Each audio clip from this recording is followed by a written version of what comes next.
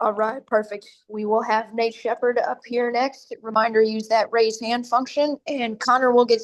Nate, um, when your offense is in a rhythm and when you're in a rhythm with the games you've been putting up going into the off week, does the off week come at kind of a bad time? Did you want to have a game last week to keep rolling? Yeah, obviously we've been going pretty good on offense, just getting better and better every week. But I think the bye week was definitely needed, to get some guys back healthy, especially on the defensive side, and just to work on some of our red zone and some of our run game stuff that we needed to clean up still. So having that break, I think it was necessary and a good time for it to come. And then switching gears a little bit, you want to heard me ask BP about this.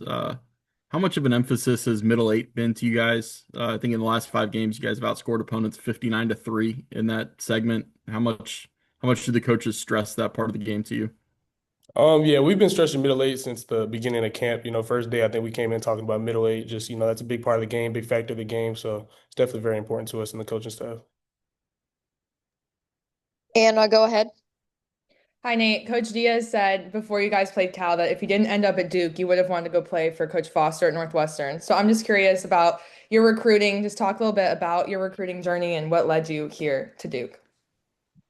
Yeah, I had a few offers here and there. So between Cal, Northwestern, Duke, Tulane, and Ole Miss, that was my top five. So but Duke ultimately was the best place for me, and obviously it's been working out. So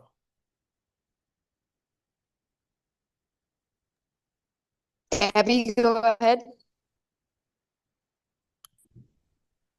Hi, Nate. I was wondering, going back to spring camp and some of the earlier games this season, what specific shoot them, how to fit up, how to just identifying where the blitzes are going to come from, pre-snap. So it just makes it all easier once I can identify, and then it makes it easier to pick up the blitz. Jim, go ahead. Yeah, hey Ned, I want to ask you about a comment Coach Brewer made to us yesterday. He said one of your best attributes was that you always finished runs.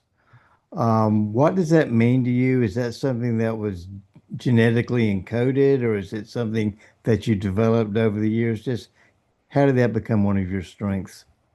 I think I was always just been a hard runner. I never want to go out of bounds when someone's coming or not, or wince at a hit. So always just running through and finishing through somebody is the best way for me.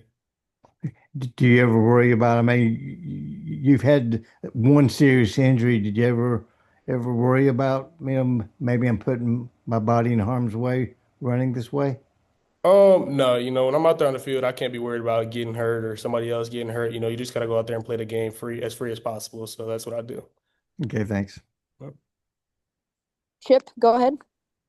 Yeah, Nate, with any freshman coming into college football, you kind of wonder how long it'll take for them to play and contribute. What were your expectations coming? And reading back halfway through the season. I thought it would definitely take a little bit longer than that, but I always knew I could play at this level, even coming in early and being able to contribute. I just didn't know how much I would be able to contribute early, but I think it's definitely worked out. Seems like you guys have got a lot of choices at running back now with Jaquez back and Anderson being able to be the pounder inside. That's one of the players that call it a three-headed monster. You guys feel that way? Yeah, definitely. That's the mentality in the room. If you give either all three of us the ball, somebody's gonna go get the yards and get the touchdown. So, we're always just real supportive of each other, correcting each other, making sure holding each other accountable. So that's definitely the mentality of the room. All right, seeing no other questions, Nate, thank you for your time, and we will get Chandler Rivers in here in just a second.